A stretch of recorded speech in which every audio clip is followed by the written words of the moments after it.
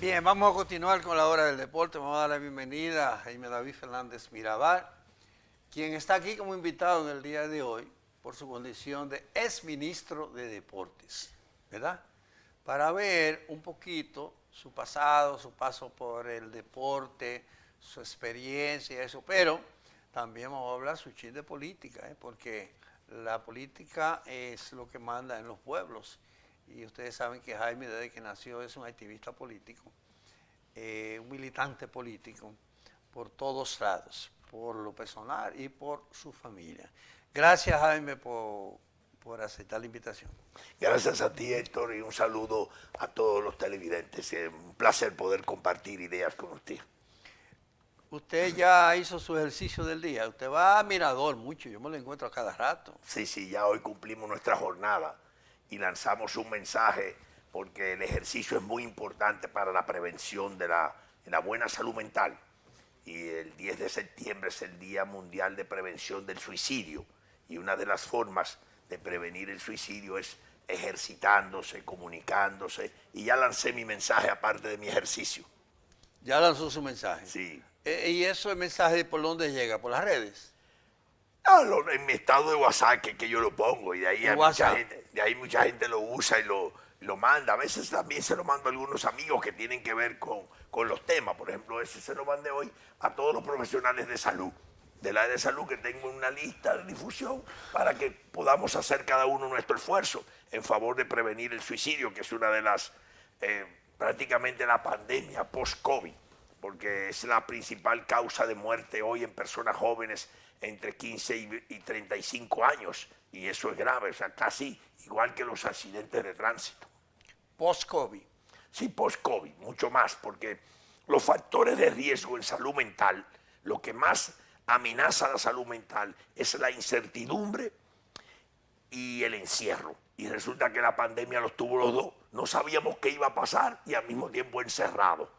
Y eso, lógicamente, disparó todas las alarmas y fue como tuvimos que hacer una especie de reingeniería cerebral para adaptarnos y eso produjo grandes cambios que trae consecuencias también. Y esos criterios, vamos a decir, con un tono especulativo del pueblo, de la gente común, que no son especialistas de la medicina, de que esa frecuencia de infartos, incluyendo a personas jóvenes, está relacionada con la vacuna del COVID. Bueno, eso son especulaciones. En general, la muerte de personas jóvenes por causa de infarto tiene tres grandes razones. O tiene una malformación congénita que no fue detectada, nunca, por eso muchos atletas mueren súbitamente y nadie se lo esperaba y le causa infarto. Lo segundo es cuando usan sustancias anabólicas, por ejemplo, los jóvenes que usan mucho estas sustancias, los esteroides para poner su musculatura grande, lógicamente también el músculo del corazón se agranda y corre el riesgo de tener arritmia y morir de infarto. Y la tercera causa, ahí dicen que a muchas personas le ha causado coágulos el tema de las vacunas, pero ya eso está en el terreno especulativo. O sea que no, hasta ahora se ha podido ver que algunos coágulos se han creado, pero no es la principal razón. Son las dos primeras que le dije, en personas jóvenes. Pudiera ser que sí, pudiera ser que no, dependiendo de la investigación que se haga en cada caso. Exactamente, pero en realidad las que sí están confirmadas son las malformaciones congénitas que se detectan en el momento en esas edades jóvenes o el uso de anabólicos y estimulantes para el crecimiento muscular. Eso sí es una causa bastante ya probada científicamente. Usted mencionó ahorita la expresión salud mental. En su hoja de vida dice que usted estudió salud mental, medicina de salud mental, una especialidad, un posgrado o algo, en la Universidad Complutense de Madrid, cuando usted era jovencito, después de haberse graduado de médico aquí en INTEC. Cuénteme sobre eso. Sí, yo estudié primero agronomía en ISA, en el Instituto Superior de Agricultura, luego vine a INTEC a estudiar medicina y de ahí me fui a la Universidad Complutense a Madrid, hice una maestría en psiquiatría y psicología médica y después me fui a la universidad, al Centro de Estudios e Investigación en Salud Mental de Trieste, donde hice ya el doctorado en salud mental. O sea que esa es mi formación de base, aunque normalmente yo en el ejercicio de mi vida cotidiana soy un promotor de los estilos de vida saludable. Y lógicamente salud es el estado de bienestar físico, mental y social. O sea que siempre la gente se cree que salud es no estoy enfermo, no. Ahora se ha demostrado después de la pandemia que lo mental y lo social es más importante, porque resulta que lo mental y lo social cuando se altera te provoca enfermedad física. No necesariamente la enfermedad física te provoca enfermedad mental o social. O sea, el tema de la violencia en la comunidad, el tema de la excesiva promoción a través de los medios de comunicación del consumismo es una de las cosas que más estrés genera, porque es que compre, pero si yo no tengo con qué comprarlo, me está generando todo un estrés y estoy confundiendo casi el deseo con la necesidad. O sea, comer es una necesidad, pero ir a un restaurante es un deseo. Pero te lo convierten casi que el concepto de comer es si comes en un restaurante. O sea, la promoción del consumismo genera estrés, de uso de ropa, de uso de moda, de uso de la tecnología de comunicación. Es un factor estresante que también altera la salud mental. O sea, un problema social te lleva a una alteración de la salud mental y al mismo tiempo te genera problemas de la salud física. Para que tú veas la relación tan estrecha que hay entre los tres elementos. Y eso de psiquiatría y psicología y salud mental, ¿usted lo ejerció alguna vez aquí en Santo Domingo? Sí, desde que yo regresé. ¿A nivel de consultorio? Sí, no, pero no privado casi. Yo Ajá. siempre estuve en el ejercicio público. Desde que yo vine, me fui al Hospital Cabral Ibáez en Santiago. Ahí hacía ejercicio. Trabajé en un momento en una clínica con el doctor Enrique Valdés, don Quique Valdés, que fue presidente de las Águilas, ¿te recuerdas?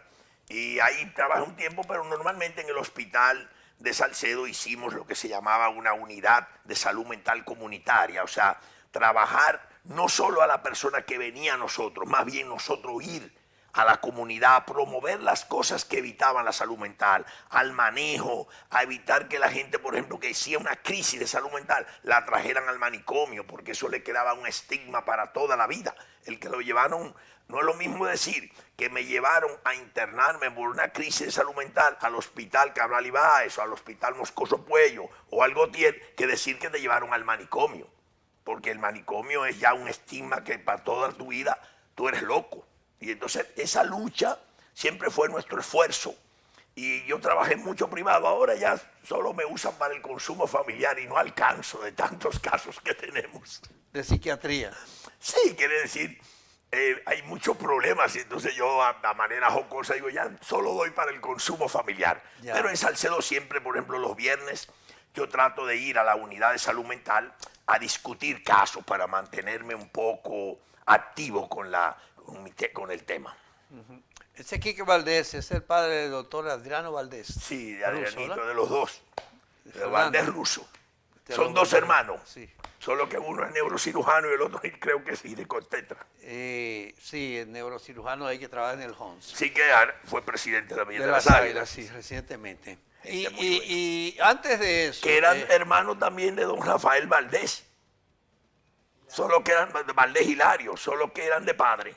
No, de padre. Sí, de padre, no eran Hilario. ¿Usted cree? Sí. Porque que Rafael Valdés era muy viejo, era más viejo que Quique Valdés. No, y eran Posiblemente hermanos, hermanos también de Adriano Valdés Hilario, que fue secretario de las Fuerzas Armadas Sí, cuando... yo recuerdo cuando Esas son las sí. colindancias, decía mi abuela. Mire, Jaime, ¿y qué pasó con...? Usted se graduó primero, antes de estudiar medicina en INTEC, se graduó primero de técnico de perito en Perito ELISA, agrónomo, sí. ¿verdad? Se llamaba Bachiller en Ciencias Agrícolas. Exacto.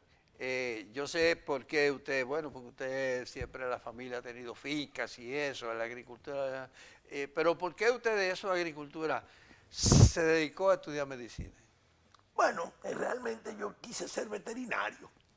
Y me fui a ISA a estudiar ciencia agrícola porque quería estar muy relacionada con la producción animal. Por ejemplo, yo siempre trabajé más en posilga, en ganadería, que en el área agrícola. Estaba más en el área pecuaria. Ajá. Pero después, mi papá tenía un temperamento bastante fuerte. Y yo pensé, si estudio algo ligado a la agropecuaria, voy a tener que estar bajo la dirección de mi papá, que es muy fuerte, y yo que tenía un temperamento también fuerte, yo no me voy a estudiar medicina, que también me gustaba mucho, y por eso cambié a INTEC a estudiar medicina. Era un escape.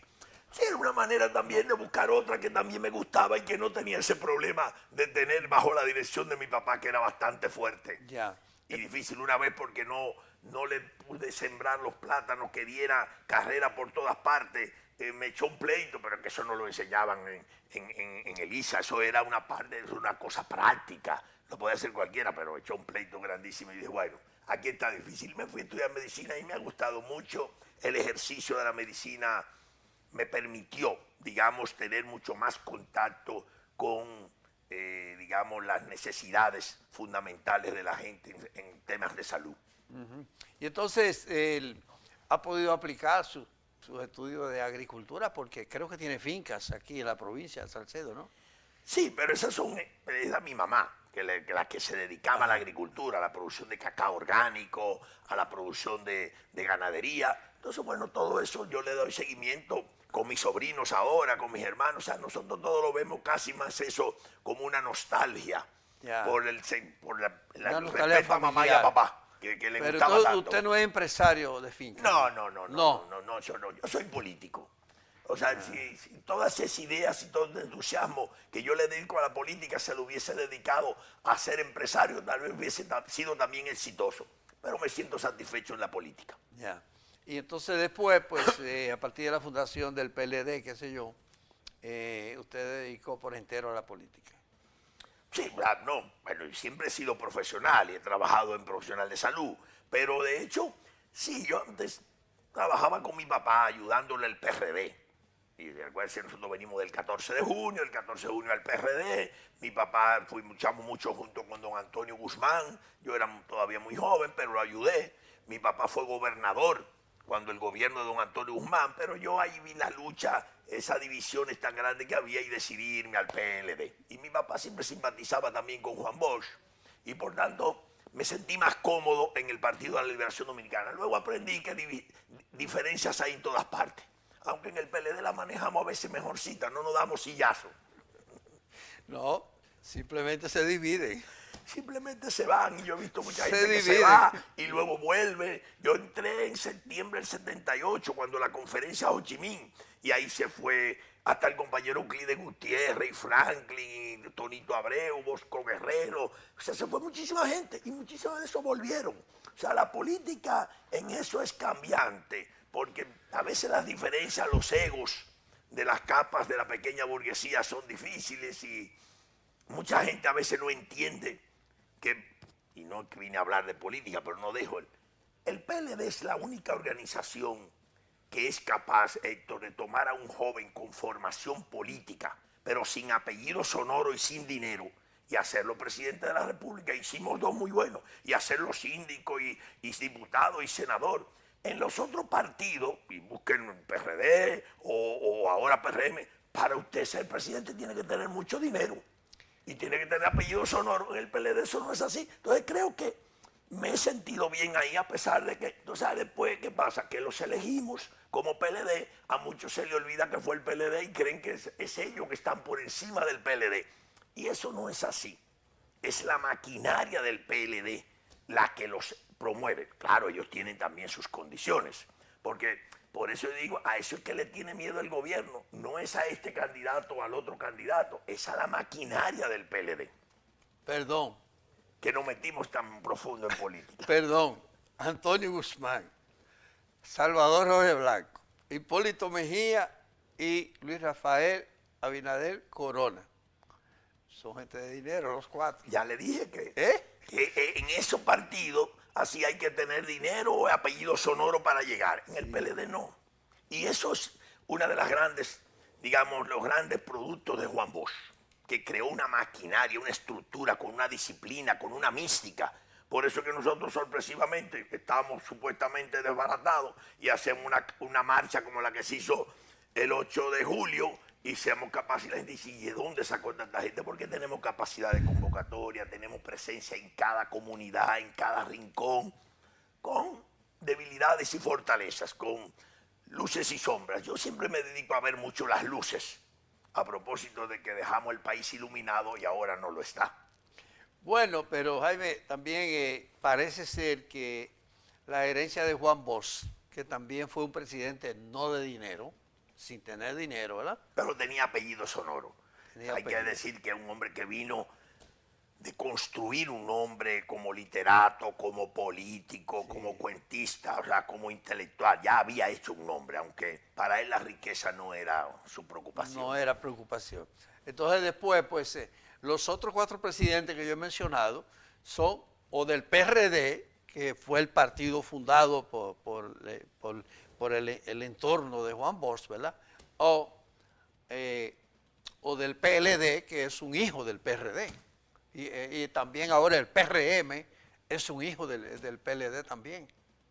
Del PRD, que es lo mismo, así, viéndolo en la distancia. Sí, son estructuras diferentes. Sí. O sea, recuérdense cuando Juan Bovino formando aquí, formaron el PRD, crearon los famosos comités de base. La estructura fue una organización. Por eso el PRD es un PRD que todavía en su momento mantiene una mística, o sea, tiene un símbolo, la bandera blanca, cuando usted la ve todavía le llama la atención. No así pasa con el PRM, que uno no sabe ni cuáles son los colores ni cuál es la bandera que lo identifica todavía, porque es una agrupación política grande que surgió por una coyuntura en el que se dividieron y en el anti-PLD surgieron.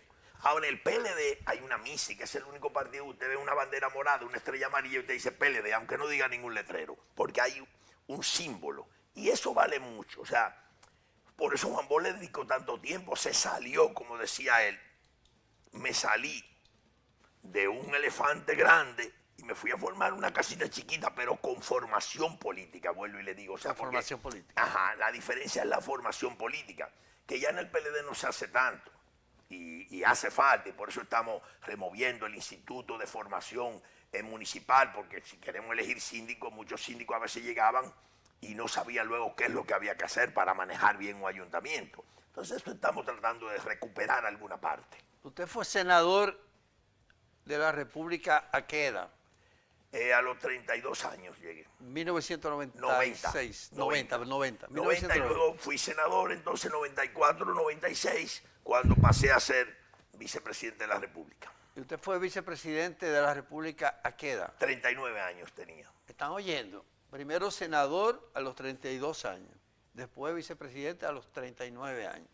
Y Leonel era presidente, 42, 43. 42 tenía. 42 Él años. me lleva 3 años. Esto es muy significativo porque los países y nosotros también estamos acostumbrados a llevar a Palacio Nacional a gente de edad, ¿verdad? Yo creo que, bueno, el actual presidente pues llegó ahí de más de 50. Pero eso es otra historia, la parte política. Nosotros vamos a hablar un poquito de deporte, un poquito no, bastante, de deportes, cuando regresemos aquí con Jaime David Fernández Mirabal.